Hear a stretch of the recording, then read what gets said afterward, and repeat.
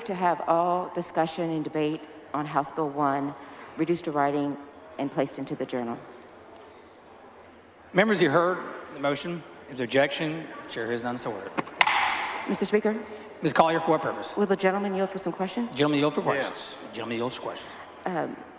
Chairman Hunter, you said that there were 14 hearings in regards to, sorry. You said there were 14 hearings. 14 hearings. How many of those hearings for the redistricting committee in the House were held after the HB1 plan was published? Let me lay out all the numbers, and then it'll give you that. Well, I just know that I see one. I understand. Let me provide what I have. I have in April 1st, 8th, and 20th, which can be checked, May 1st, July 6th and 7th. Then we had to go to September 8th, 9th, 13th, September 15th, 18th, October 4th. So how many hearings were held after the map was published? I believe the last one was October 4th. So one. Yes. Is that right? Correct. Okay. What is your operating definition for what a protected seat is under the Voting Rights Act of 1965? I don't know what you mean by protected seat. All right. Do you have an operating definition of what a protected seat is? You brought up projected seat. I'll ask the question based on your definition. I'm asking, what is your definition? Do you have an operating definition of what a protected seat is? I don't know what you mean by operating definition. Well, do you have a definition? Go ahead. Do you have a definition of a protected seat? I have heard the term. I look at protected seat, in my opinion, as the majority minority. All right. And what does that mean? Well, as a majority minority, as you know, is where a majority minority population is primarily above the 50% mark. Now, I don't necessarily agree on protected districts, including other categories, but that's how I look at it. So tell me what you mean by other categories. What do you explain that? I don't know, because you're the one asking me. I've just given you my definition. All right. Do you have a definition, or do you know what a coalition district is? Coalition district, I hear. What is your question? I'm asking, do you have a definition of that? What I understand a coalition district are minority numbers that can get close to like a 50%. It wouldn't be one particular minority, but would be a combination. An example, we created a new Asian Opportunity District in Fort Bend. The largest percentage voters are Asian. And when you make up the numbers from Asian, Hispanic, Anglo, and African American, that looks to me to be a very good, new, Democrat-leaning, but coalition district. So the numbers that you use to say, you said 50%, are you using the numbers from the CVAP or VAP? You just asked me generally. I'm just talking to me generally. That's what your question was. Okay. I'm not designating it to CVAP or to a formula.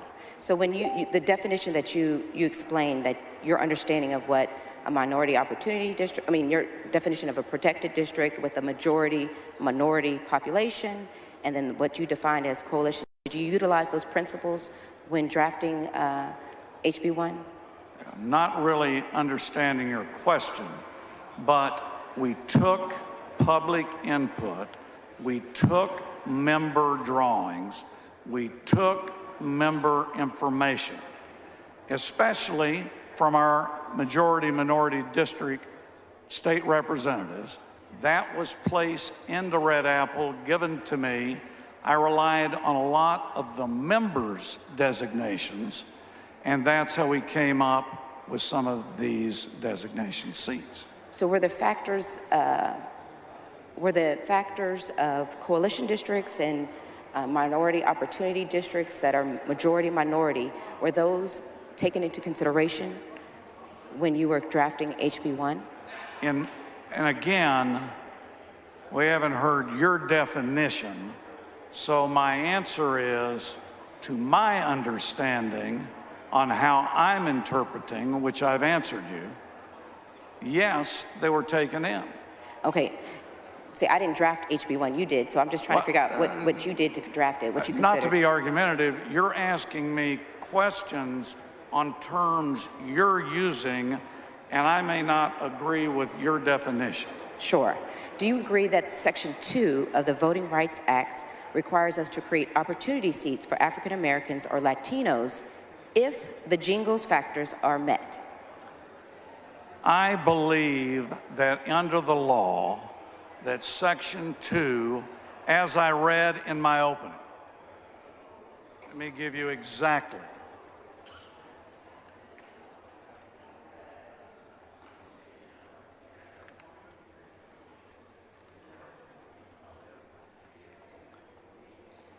As I stated, an important law that must be followed in federal law is the Voting Rights Act, 1965. Although race cannot be the predominant factor in drawing maps, Section 2 that you referenced of that act prohibits enactment of any plan that restricts minority citizens from having an opportunity to elect their preferred candidate of choice if certain circumstances exist. So is that a yes or no? I'm sorry. Well, the question. I don't know what I just answered your question. You asked me about Section 2 and I gave you the statement. Well, I just said, do you agree? Is that a yes or no? I agree with what I just read. All right. And were there ever any efforts employed to prevent the cracking of minority communities in HB1? All right. What is your definition of cracking? That is a term that everybody's using, cracking and packing. My view is, yes, I believe efforts were used to not do those things. So the answer is yes, efforts were used and information was provided. But much of this information was generated by the members. So what is your definition of cracking? I'm finishing. Many of the members that did submissions may have done exactly what you're talking about. What is your definition of cracking? Because you said, Well, I'm going off of your definition, not mine. No, you asked me and I said I didn't know what your definition is. I just said using those terms. And I'm saying those terms are used quite a bit. I don't have a specific definition. That's what you asked me. What I said is I'm following what Section 2, which I just read, which I think is the correct. So your definition of cracking, you're saying that right now your map does not, you try to avoid cracking under your map? Correct. Okay. Was there any effort to prevent the packing of minority communities? Well, was there an effort? The answer is yes, but we incorporated many of the members on both sides of the aisle who submitted their plans. And I will tell you that based on what you've asked me, there were plans where both sides submitted plans doing that. Was your map created before or after the plans were submitted by members? Well, plans are evolving continually. We're even getting them this morning. But the deadlines I asked, and I asked folks to get them in, we did HB1 after the requested deadlines. But I never put a hold fast that you still can't come and bring us. Right before I walked up here, talked to two members who are in the midst of creating a new amendment or an amendment on an amendment or a plan. I'm willing to look at all of this. To me, that's part of being the House of Representatives. Gentleman's time has expired. Mr. Speaker. Mr. Mr. Turner, for what purpose? Move to extend the gentleman's time. Extension of time requires unanimous consent. Is there objection? There's objection. Extension of time is not granted. Mr. Speaker, Mr. Turner, for what purpose?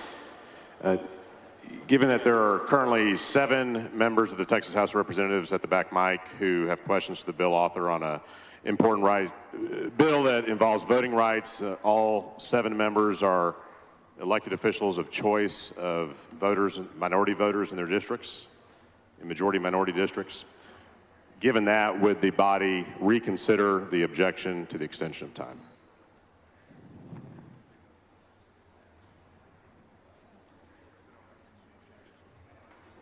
Mr. Turner, that is not in order.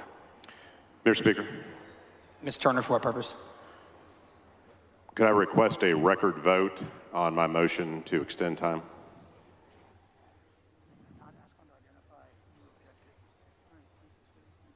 Mr. Turner, the chair has already dispensed of that motion. Mr. Speaker, Mr. Turner, for what purpose? I move to extend the gentleman's time. And I would ask for a record vote if there is any objection.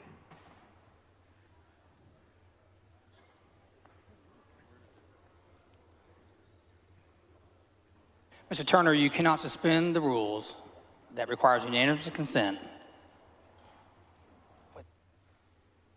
with a 2/3 vote. Your request to extend time is not in order. Mr. Speaker, Mr. Turner, for what purpose? the chair stated that there is objection to the second extension of time. Would the chair identify the member or members who objected to the extension of time? The chair heard several objections to the extension of time.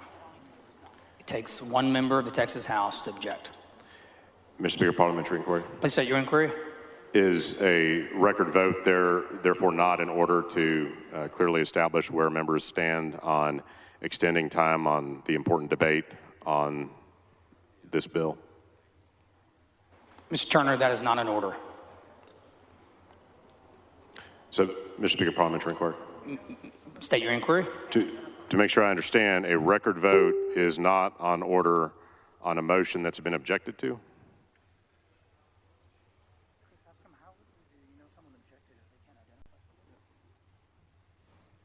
The vote would have had been requested at the time that the extension of time was asked for, Mr. Turner. Mr. Speaker, respectfully, I made a second motion to extend time and requested a record vote on that motion. The second motion was not in order, Mr. Turner. Mr. Speaker, parliamentary inquiry. Please state your inquiry. If the chair is unable to identify the members who objected to the extension of time, how can we be certain that there was an objection?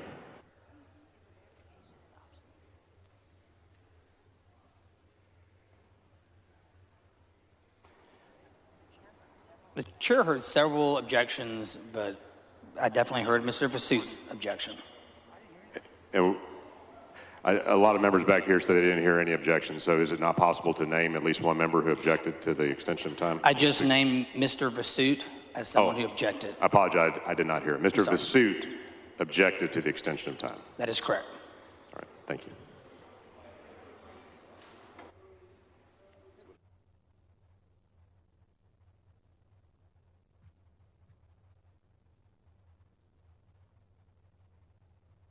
Members, we're proceeding to amendments.